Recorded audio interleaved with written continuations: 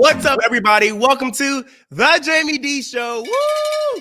Live on KSHP AM 1400 and 107.1 FM every Monday through Friday from 11 a.m. until 12 p.m. PST out of Las Vegas, Nevada. And live on WRMN AM 1410 and 96.7 FM every Monday through Friday from 1 p.m. until 2 p.m. CST out of Elgin in the Chicagoland area. Welcome in, everybody. If you're tuning in your cars right now, thank you so much for not turning that radio dial. And for everybody who's tuning in on the YouTube, Twitter, Twitch, and Facebook at the Jaime Dee Show, spelled TheJaimeDeeshow, I truly appreciate you. Welcome in, everybody. We got Justin Chuck. Yes, we got the KSHP team in the chat. What's up, Justin? I miss you. I really do miss you. I'm saying that live on the radio. I miss you. What's up, Kara? What's up? Welcome. It's an absolute pleasure to have you all in. I actually feel amazing today. Now, you may be asking, Jamie, why do you feel amazing? I feel amazing because not only did I get 8 hours of sleep, I did exactly what it is I said I was going to do. Remember how on previous shows I was talking about being on time, balancing your life, and trying to do different things so you don't get the same results? Well, I've been doing that, and I'm proud of myself. Go me. Yes. And I was actually able to get a lot of stuff done this morning. I'm proud of myself. All right, so for today's show rundown, we're going to go over the daily news and then have a conversation about finding a job. Yes, this is a social topic because, y'all, it is hard out here. So don't go nowhere. I need you all to stick around because, as always, I want you all to call in at 847-931-1410. Again, that's 847-931-1410 to get in on the conversation that we're having at those moments. Let's get into some news, y'all. The Jasmine brand stated that Hinge, Tinder, and other dating apps are facing a lawsuit for being addictive. Per Fox 13 News, the lawsuit was filed against parent company Match Group, which operates several dating apps in the U.S. and other countries. The suit was first filed in federal court in the Northern District of California on Valentine's Day, February 14th. The complaint says Match intentionally designs its dating platforms with game-like features that lock users into a perpetual pay-to-play loop that prioritizes profit over the promise to help users find relationships. Dating apps make money when users pay for a subscription, which unlocks additional features that promises more engagement and better matching potential. The lawsuit claims the design of the dating apps turns users into addicts who purchase ever more expensive subscriptions. Now, I'm going to say this. I hold myself accountable so y'all don't have to. I'm on these dating apps. I'm not going to lie. I am single and ready to mingle. Look, if you want to mingle with me back, I believe in practice and monogamy. I want to get married one day. I want to have kids, yada, yada, yada. I fill all that stuff out on my dating profiles. I don't care if a lot of y'all say I'm a celebrity, because I am. Hair flip. But I also don't care that you guys don't think I should be on these apps. Y'all, I am bored and I'm single and ready to mingle. So I know how it feels to be on these dating apps. And I can honestly say, I don't pay for them subscriptions. I do not pay for extra amenities that these dating apps promise, because while I like Tinder, I like Hinge, and all those other dating apps, the people on there suck. Like, you're not doing any extra vetting or giving me extra people or better people to talk to after having them pay these subscriptions. These dating apps still suck. But I will say this, even though I don't pay for the subscriptions and the extra things you could do and get, I get very addicted to swiping left and right. I do. And I get so bored at times, and I'm just like, left, right. I ain't gonna lie. You know, when that certain time of night hit, you get on them apps and you're just like, left, right. So I can see it. I'm personally not addicted because I'm paying for stuff, but I would say I can find myself spending hours on them, and I tell myself, please get off this crap. It's just like being on Instagram or Twitter or TikTok. It's the same thing to me, especially when you're reading all the profiles. if you're like a creep like me, I'm gonna be honest, and you're trying to find that person on Instagram so that you can get some extra, details behind the scenes of who this person really is, it could get really addictive. So I can see that. So hey, if these apps are promising that you are going to find the love of your life, if you pay them $10.99 a month and they're not, sue them. I completely support it. The Neighborhood Talk posted that a North Texas mother is fighting to get her toddler back after Child Protective Services removed him from her care without a court order or police officers finding an immediate need for his removal. According to Fox 4 News, Jocelyn Sanders' nightmare began when she took her 2-year-old son, Josiah, to the hospital for a rash. Sanders took Josiah to Children's Medical Center Dallas because he had a rash that she believed was a reaction to a new laundry detergent. Sanders said that the doctor recommended a medicine she was not comfortable with, so she left the hospital against medical advice and took her son to a pediatrician. The following afternoon, CPS officers, accompanied by Corinth police, arrived at her apartment.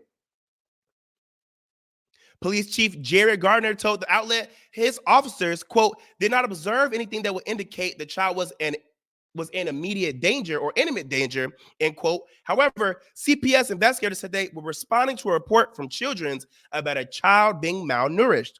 The family denied the claim and provided medical records showing the date Josiah left the hospital, which showed no indication of child abuse or negligence.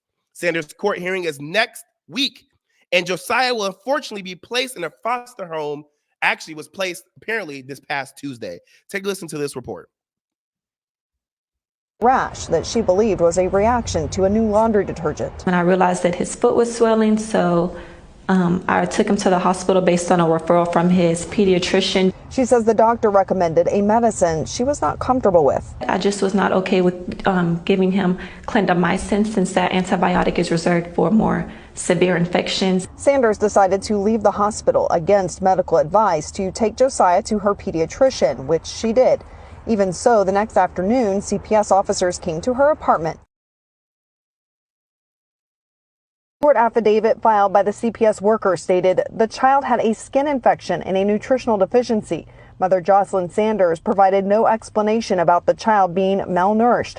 The doctor said the child is at severe risk of becoming septic due to serious infection. Sanders says the affidavit failed to include information that Josiah was receiving treatment for feeding difficulties through his nutrition therapist and an alternate antibiotic from his primary care provider. I think about him every moment.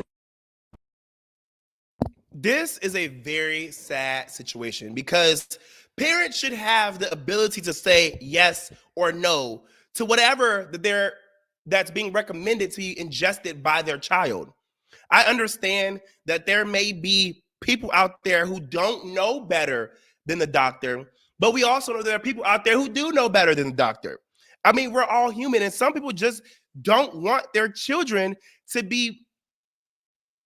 to have to take certain things, and that's okay.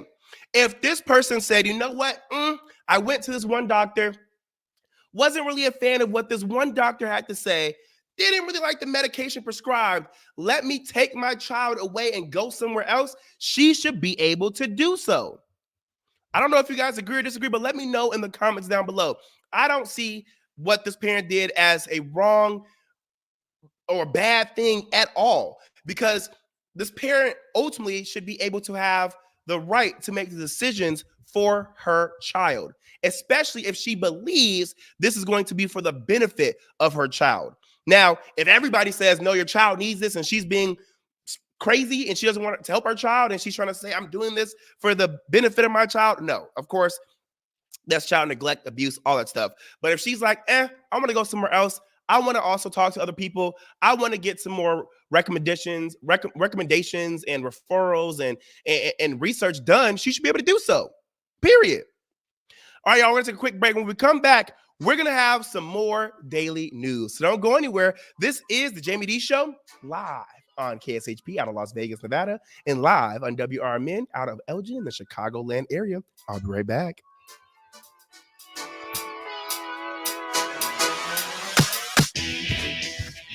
Stop in at the Lake in the Hills Tattoo Company, just off Randall and Polaris Drive, and talk to one of the experienced tattoo and piercing experts about getting your first or next tattoo or piercing. Lake in the Hills Tattoo Company will provide a comfortable, relaxing environment for you. Call 847-458-1155 to schedule an appointment, or stop in at 61 Polaris Drive, Unit Number 1, and talk to one of the artists at Lake in the Hills Tattoo Company.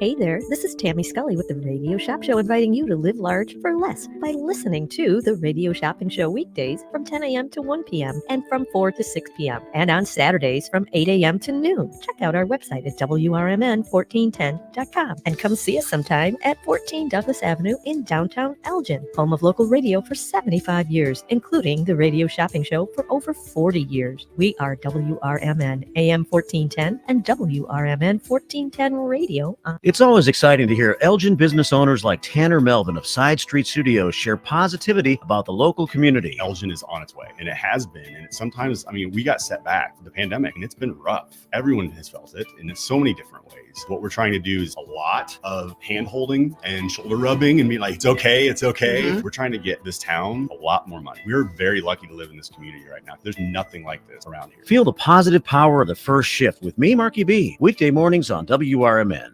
Here at WRMN Radio, we try to connect with the community and discuss important issues like our current mental health crisis. Here's Lori Baker, President and CEO of AID. I think most people, when they see young children thinking about suicide at the ages of 5 and 6 and 7, that's shocking to me that children even know that they want to harm themselves somehow. Discussions like this take place on the first shift, weekday mornings from 6 to 10, right here on WRMN AM 1410 and WRMN 1410 Radio on Facebook.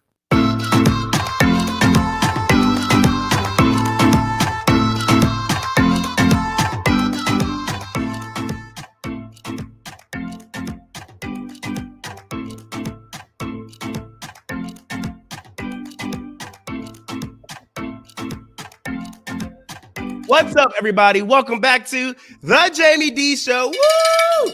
I wanted to be dramatic on purpose.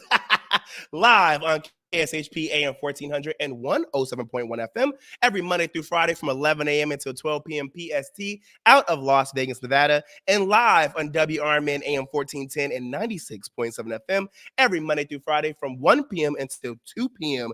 CST out of Elgin and the Chicagoland area. Boom! Boom! I'm getting that together.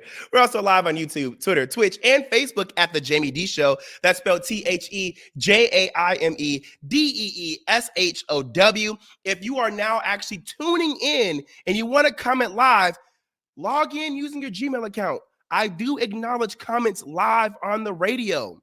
So if you want to be live on the radio with me right now and hear your comments, go ahead, log in, and let's get into it. We're still going over some daily news, so let's get into it. As seen on Neighborhood Talk, a Pennsylvania judge has landed herself behind bars because she couldn't face the fact that her relationship was over. Judge Sonia M. McKnight, age 57, was taken aback after being told by her boyfriend, Michael McCoy, that he was leaving her and she needed to move out of his house. He asked her multiple times to leave, but before taking the house key that he had given to her. He didn't know Sonia had made a copy, though. McCoy left for work thinking he had finally gotten rid of her, only to see her sitting on his couch eating cereal the next day. She left McCoy no choice but to say the scariest thing you could ever possibly say to a Black person. "I'ma tell your mom." That's when Sonia said, "Oh, you're really serious." When McCoy went to sleep that night, he was awakened to a hole in his head and pain in one of his eyes. Sonia had shot him, but was pretending as if McCoy did it to himself. Quote, "What have you done to yourself?" End quote, she asked. When police arrived, they found gun residue on her hands. This isn't Sonia's first time pulling out that fire, though. In 2019, she was cleared of charges after being accused of shooting her estranged husband in the penis. She is now being charged with attempted murder and aggravated assault. McCoy, unfortunately, is blind in one eye now. Sonia decided that if she has to live with holes in her heart, she's going to leave this man with one, too. Thank God McCoy survived. tragic, sad, and completely horrific situation. I think it's upsetting to never know how the person that you bring into your life, love on, cherish, build with, and truly believe that you know will respond when things get tough, when things don't go their way, when they have to turn around and do things differently than they were doing before. And you would just never expect that breaking up with somebody would end up with them trying to kill you. It's sad. It's a sad, horrible, and scary reality. And I'm praying for Mr. McCoy because I'm sure he didn't believe that he would wake up to a hole in his face and now being blind because he was trying to end a situation that was no longer serving anyone.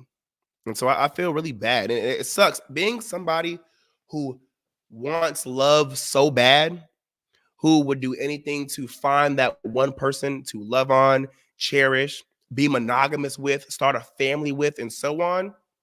It's scary to know that bad things can happen in that process and after you get those things. And so I pray for everybody involved in the situation. I also pray for those who are in abusive situations, who are afraid to get out, who are trying to find ways to get out, but feel as though that something will happen to them if they get out. And I also pray for those who are like me, who just want to meet amazing people who they could grow with, live and be with without fear of anything happening to them with that person or by that person.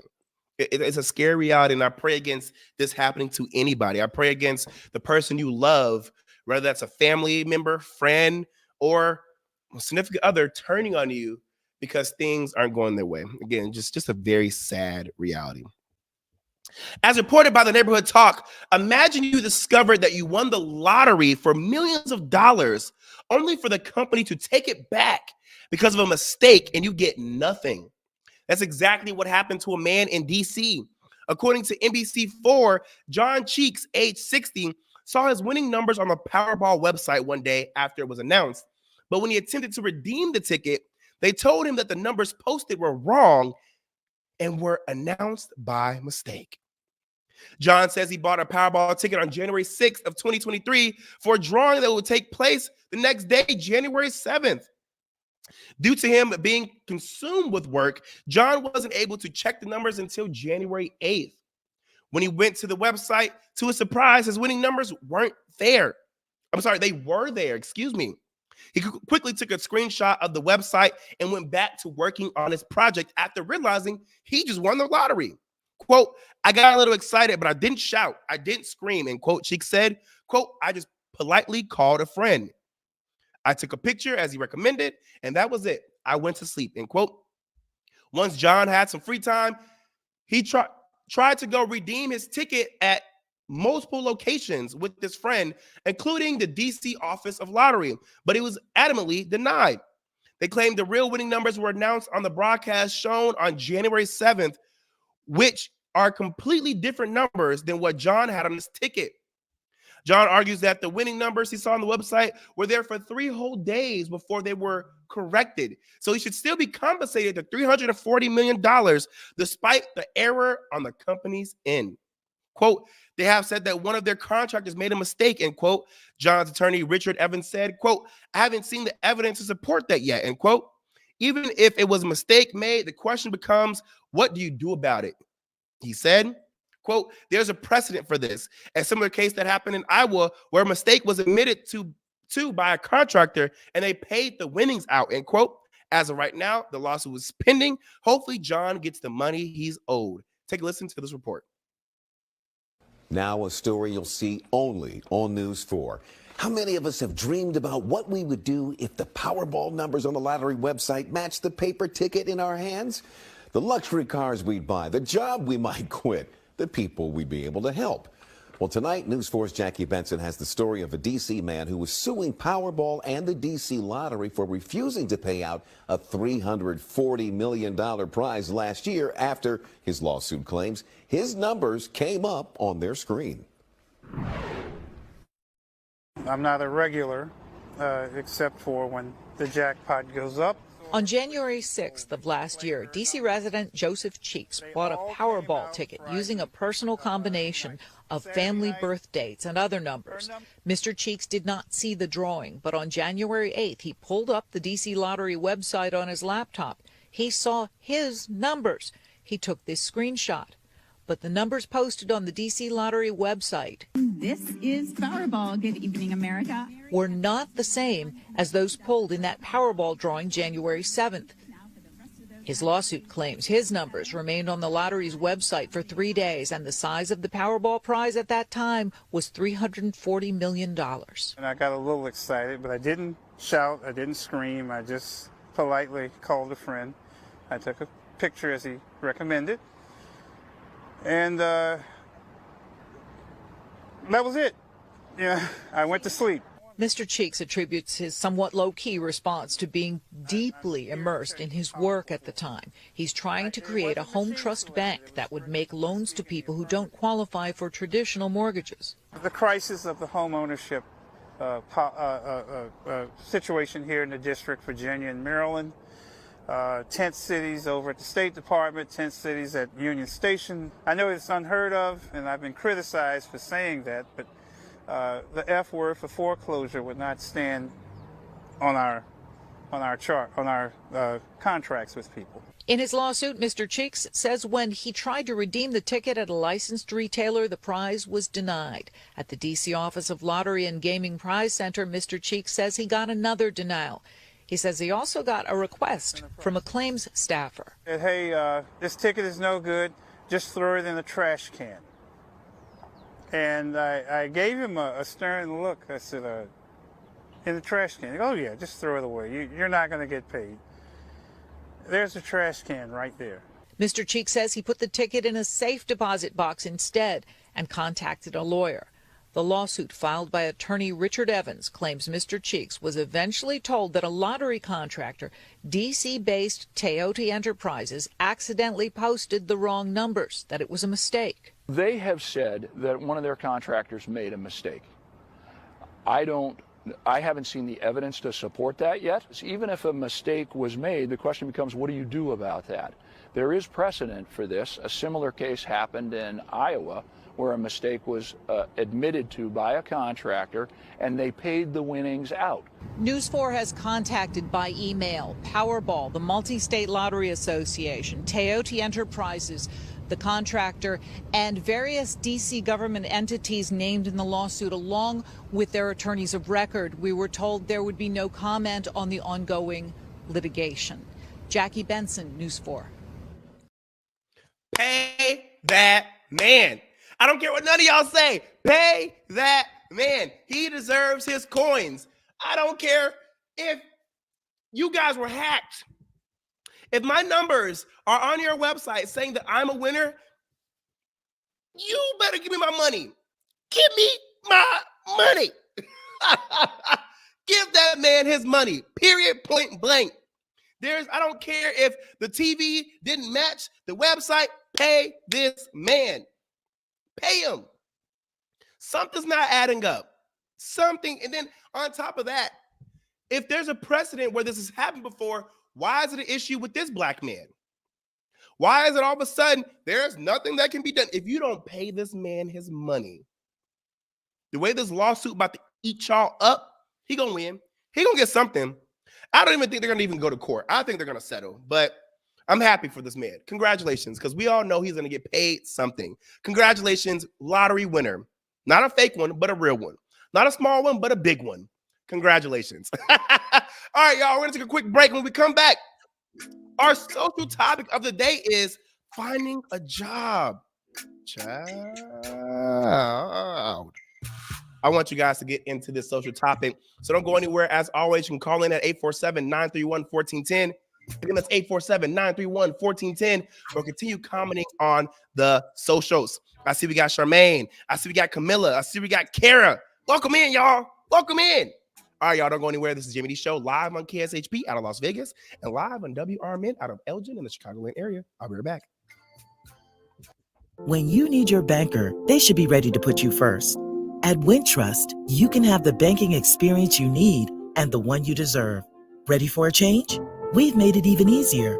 Our new sophisticated online platform makes opening accounts a breeze, but our bankers are always here for you. Open a new Total Access checking account in minutes at wintrust.com/fast. Plus, get $300.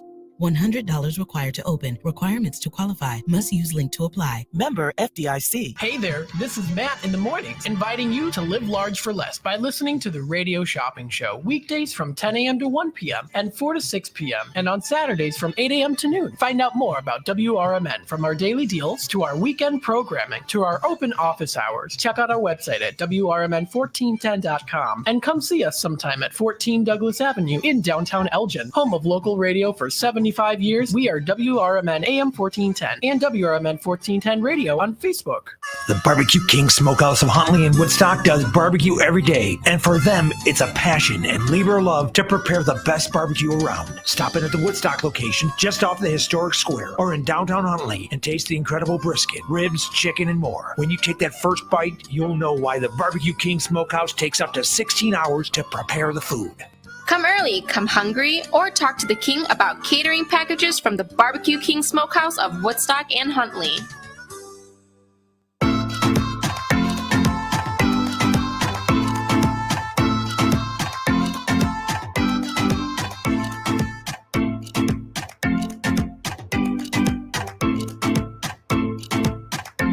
What's up, everybody? Welcome back to the Jaime Dee Show. Woo!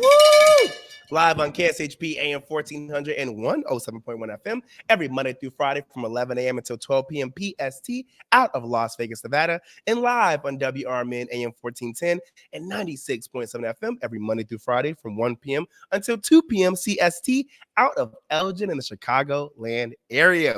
We're also live on YouTube, Twitter, Twitch, and Facebook at The Jaime Dee Show. That's spelled TheJaimieDeeshow. This is a real live radio show. Oh, yes. Oh, yes. Oh, yes. Oh, yes. Oh, yes. Also, if you want to promote your business, products, services, music, podcast, and more, hit us up at info@JamieDee.com. That's info@JAIMEDEE.com. Y'all, radio is alive and well, and the reach of radio is huge. And not only is the reach of radio huge, but the reach of me, Jaime Dee, is huge as well. So come on over, tap in with us, and let us help build and grow your brand, your company, or whatever it is you're trying to promote. We got you, all right? Let's go. All right, so if you're just now tuning in, I already went over some daily news, and now we're going to have a conversation about this social topic, finding a job.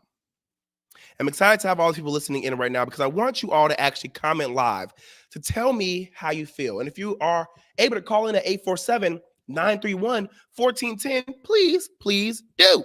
Call in, 847-931-1410.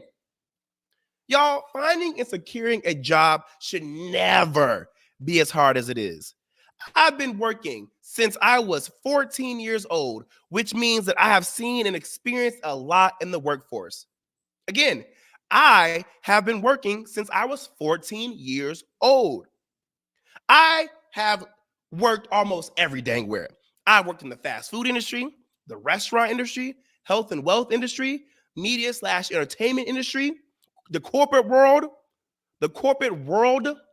higher education, student affairs, and more, just to name a few.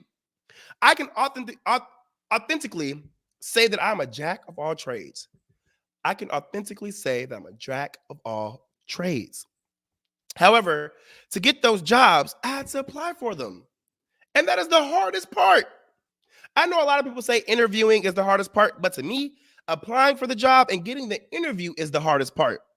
I just hate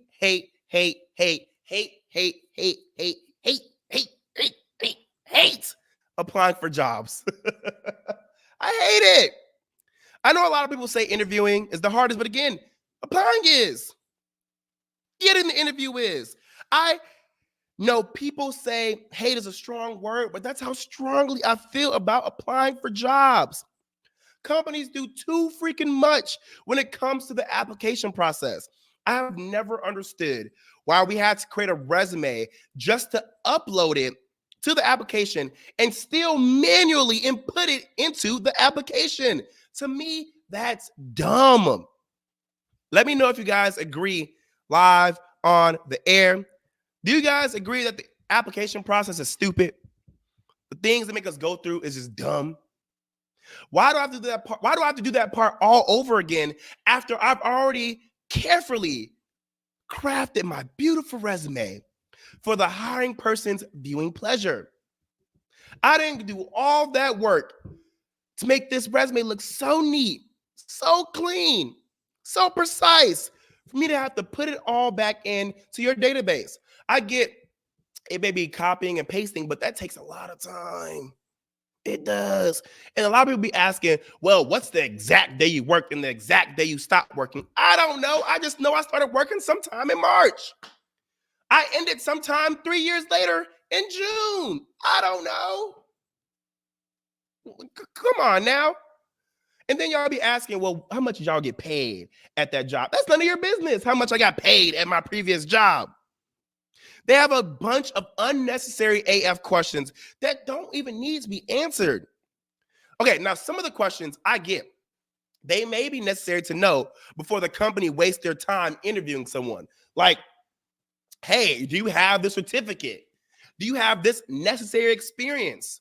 Have you worked with these people? Do you have this type of criminal background? That stuff I get. I'm cool with that. Like I said, you be asking me about my salary. You want to know the full address to where I work? Like, none of that stuff is important. None of it. And a lot of times, y'all don't even check it. That's the crap that peeves me off the most.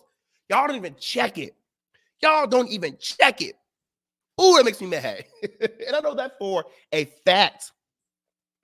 I'm a firm believer of getting the important things out the way first. I give you that. And understanding if the compatibility is there before diving too deep into things. However, most jobs don't even ask those important questions for real. And if they did, I wouldn't be mad, but they don't, so I'm mad. Oh, let's not get into the job applications that ask you to submit a video introducing yourself. Ooh. When I tell you that is an automatic turn off, and those applications truly piss me clean the crap off, and I'm somebody who doesn't have a problem being on the camera. But who got time to fill out that extensive behind application just to turn around and have to go get cleaned up, dressed up, and then set up a camera to do a dang pre-interview before the interview? Like, cut the crap. Read my darn resume and interview me. Stop being lazy.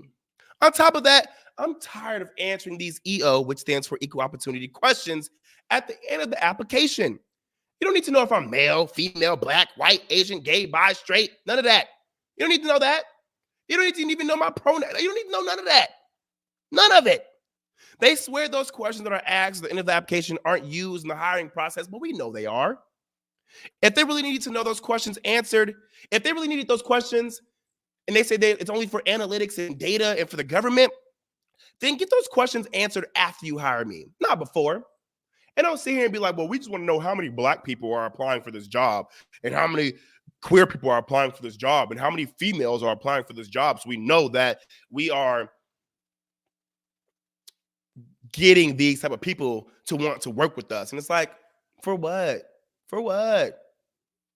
Is that more important, seeing that these people are applying for these jobs, or actually having these people in these jobs? I think it's having them in these jobs. I don't know. Tell me if you guys agree or disagree.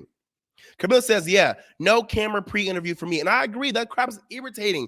And I'm somebody who has 4 TV shows as the main character on network TV. Network TV. And I still don't want to do it. That crap peeves me off. You can't just expect me to believe that me telling you that I'm a black person and a male won't be used against me. I don't care what none of y'all say. You just can't tell me that it won't be used against me. Because I know some people who put a black application in and then put a white application in, and their white application got pulled. And it was the same information. I know people who've actually done this. So you can't say that this stuff is not being used against me. And if they are used for my benefit, because some people say that they are, they prove that it is, while I appreciate you trying to give me a fair chance in that matter, I want my fair chance to be based on my merit, not because I'm black and not because I'm a male. I know a lot of people don't care if they're the token black person or whatever token they are, but if you won't hire me because of what I identify as, or you only hire me because of what I identify as, male or black or whatever else, then I don't want to be there, period. I want to know that you were like, ooh, this dude got a great resume. This guy seems like an awesome person. Let me call him based off that, not because you see I'm male, black, and whatever else. I don't know. Hire me because I sat here and went through college 2 times, got several certificates, worked from the bottom several times, did all these internships, got all these mentorships done, took all these other jobs for you. Yes, you, these companies and these people who are hiring. And I want you guys to see that. See it, like it, love it.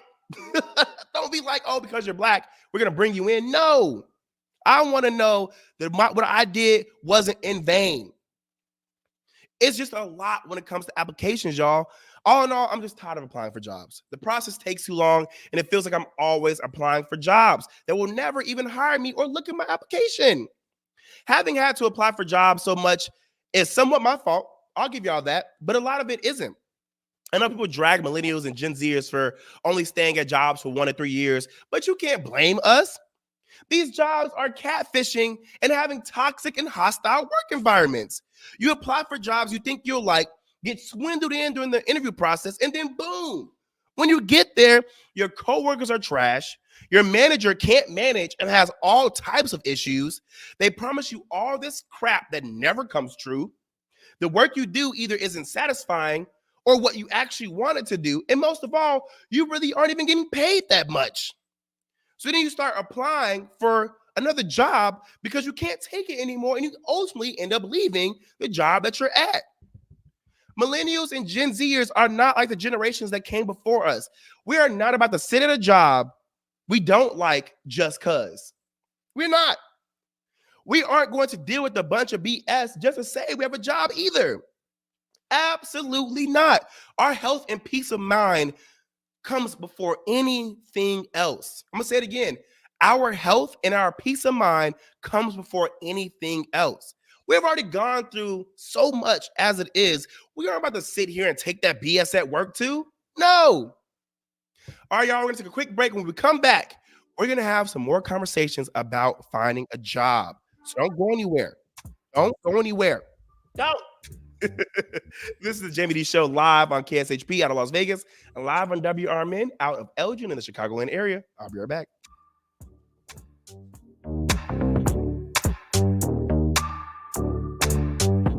WRMN, home of the radio shopping show, has been saving our shoppers up to 70% and sometimes even more. See for yourself at WRMN1410.com. Sign up for a free key tag or call or visit our redemption center in downtown Elgin, 847-741-7700. Follow us on Facebook at WRMN 1410 Radio and keep on listening to WRMN AM 1410 and 96.7 FM, the voice of the Fox River Valley and the home of the radio shopping show.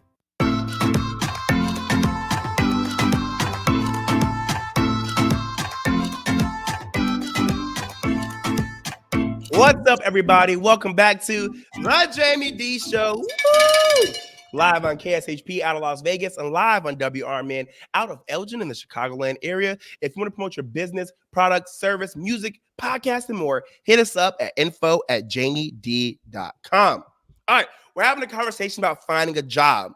I know there are people out there who may be like, why do you take these jobs if you know you aren't going to like it? You know how much you get paid beforehand, and you already saw the red flags.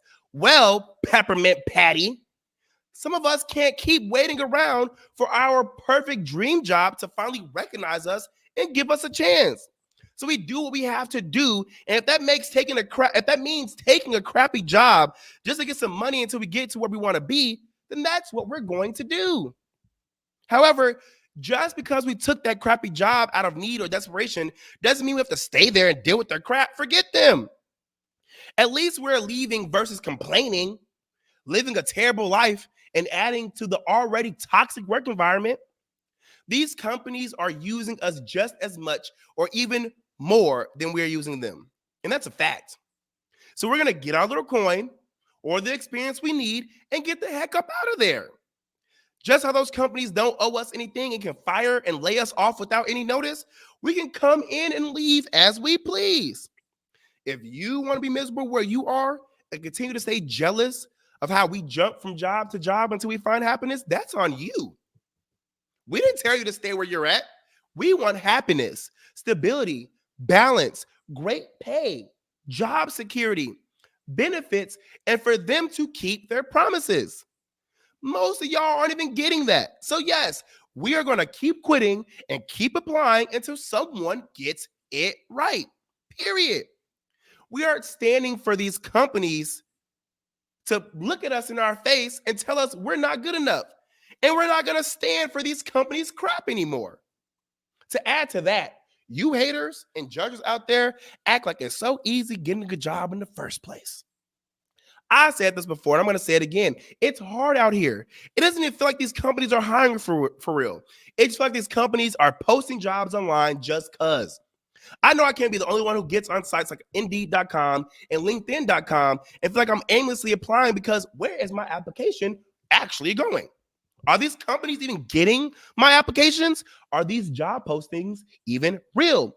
Are they even hiring? Well, Andrew Bogoff says statistics show that my suspicions aren't wrong. A lot of these companies aren't hiring, and these job postings are fake job postings. I'm going to play what she had to say about this topic because I really want you guys to understand I'm not just complaining just to complain. I'm not talking just to talk. These things are happening in real life. Take a look. Why are all of these places hiring, but won't hire? Well over 3,000 jobs. That is the lowball estimate of how many jobs in total I've applied to since I graduated college in the winter of 2021. Statistically, job openings on the market are at an all-time high. Why does it feel like it's absolutely impossible to get a job right now? Well, I'm about to tell you why. In fact, it's so hard for Gen Z and millennials to get a job nowadays that even when I did finally get a job, after 8-9 months of applying, I continued to apply to jobs because I knew that's literally how hard it is to get a job. That if something happened at that job, it could be another 2 or 3 years before I found another one. In fact, I got laid off this week from one of my 3 current jobs for budgeting reasons, and I haven't even bothered to start the applying process again because it just feels so pointless. And people like this who are selling coaching services might try and convince you that your approach is the issue. Unfortunately, it usually has nothing to do with you, which makes you feel even more helpless. When I finally managed to find jobs that were actually doing interviews, I would make it to the end round of candidates for those interviews. But the issue is right in front of you. When you open up your LinkedIn and you look at all your job applications, what do you see right away? Only one of them says that it was even viewed. And most of them just all go completely unviewed and untouched. And that's because most of these jobs aren't actually real. And I can confirm this now as someone who worked within a company and whose friend worked within a very large company we'll call saline forces. One day I noticed they had hundreds and hundreds of jobs listed on LinkedIn, and I was like, oh, I should apply and come work with you. It would be fun. And he said, none of those jobs are probably real. We just keep posting the same jobs over and over again, and most of them aren't even real, so that it looks like we're constantly growing and doing well. And most companies do this. Even one of the companies I worked for did this. They're referred to as ghost jobs, but there's no way of knowing at first glance which ones are real and which ones are fake, so they all go into counting to these numbers. That allegedly the job market has 1.4 positions posted for every person looking. Period. What Andra said is true. I did my own research and even asked HR professionals for many companies what is actually happening. And is what Andra had to say true? And they all agreed that she's telling the truth. Sometimes jobs hire from within, and that's fine. But still posting the job online for everyone to see because of rules and regulations is irritating. And a lot of times I say it's because of their own analytics. They have to post the jobs and get so many applications just to fit a certain criteria. What? If this company knows they're going to hire within, they put it on their website that they hire within, they say in the job interview that they hire up, they promote up, they look at their own people first before they go out anywhere else. Why do they have to follow a guideline when they're telling you they're not going to follow the guideline in the first place? That doesn't make sense to me. And I don't think it's an issue. If I got into the company and I got hired from within and promoted up, that's cool. I'm not against that. What I'm against is knowing that you're hiring from within and still posting these jobs. That's irritating. All this crap is just smoke and mirrors. That's why so many people are miserable and on the edge of poverty, because these companies make finding and securing a job seem darn near impossible. However, I want everyone who is in the struggle to know that this is not your say-all be-all. If you're in the struggle, don't fret. If you're in the struggle, don't feel as though it's over. Those feelings of being stuck, lost, lonely, miserable, not good enough, and being burnt out from applying and interviewing and then getting rejected is only temporary. You cannot give up. Your success is probably right around the corner, but you're too sad to see it. So don't give up because you'll never see that success. You'll never see that success if you do give up. I know it may feel like you'll never get your dream job, but that is simply not true. You may just need to tweak a few things in your resume, find new companies to apply to, ask people in your network for help, go network with other people that you don't know, or go a different route. Shoot, you may even need to create your own space for your dream job, and that's okay. But what's not okay is giving up. Therefore, we're going to listen to a video by Learn Free, where they address how to overcome job rejection.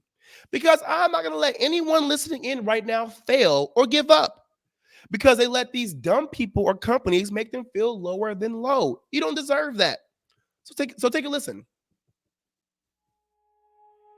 Rejection happens to everyone, especially during the job search. But no matter how many times you've been turned down, you can overcome professional rejection with confidence, patience, and hard work. Of course, rejection is never easy. Whether you're new to the professional world or you've spent 20 years in the workforce, getting turned down is not pleasant.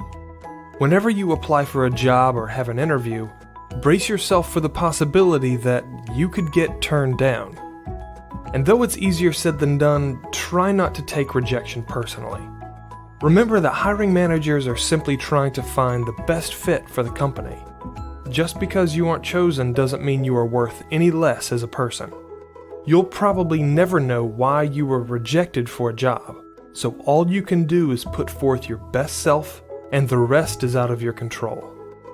Also, give yourself time to process your emotions after a rejection, especially if you were turned down for a job you really wanted. Take some deep breaths and find a way to turn that negative energy into something positive. Indulge in a hobby like music or exercise, or spend time with your family. Briefly taking a step away from the job search can keep you from feeling overwhelmed. And while you're at it, avoid comparing yourself to others. It never makes you feel better, and it's usually counterproductive. Social media can make this difficult since it's easy to see what's going on with others, but it often isn't an accurate glimpse into their lives. Remember that everyone is on their own personal journey, just like you. If you keep getting rejected, figure out what skills or experience would give you an edge for a particular job, and then develop them any way you can.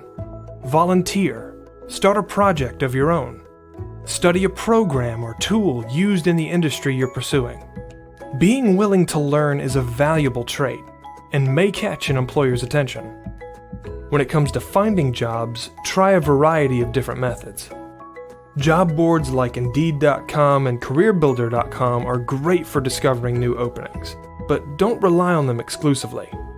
Try to network with family, friends, and other professionals in your career field. Find a group or organization that caters to your industry or professional interest, and get to know people. Some jobs are hard to find unless you ask around. Above all else, don't give up. If you want something, fight for it. Whether it takes you a month or 10 years to get the job you want, the result is worth the journey.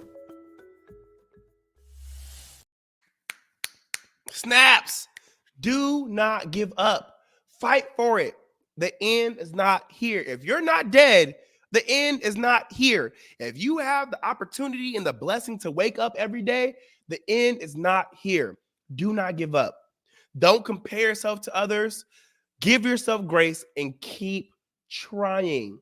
It has to hit one day. It just has to. It just has to. I'm telling you, there's no other choice but for it to hit one day, and it's going to. But you have to believe in yourself. You have to manifest, and you have to work for it. Feel your feelings. Understand that crap sucks, but also understand even more that it is not a direct reflection of you at all. You got this, okay? I believe in you. All right, y'all. This has been the Jaime Dee Show live on KSHP AM 1400 and 107.1 FM every Monday through Friday from 11 a.m. until 12 p.m. PST out of Las Vegas, Nevada, and live on WRMN AM 1410 and 96.7 FM every Monday through Friday from 1 p.m. until 2 p.m. CST out of Elgin in the Chicago land area. We're also live on YouTube, Twitter, Twitch, and Facebook at The Jaime Dee Show. Don't forget to like, comment, subscribe, and always share the link out to your friends, family, and loved ones. Love you guys so much. I'll see y'all tomorrow.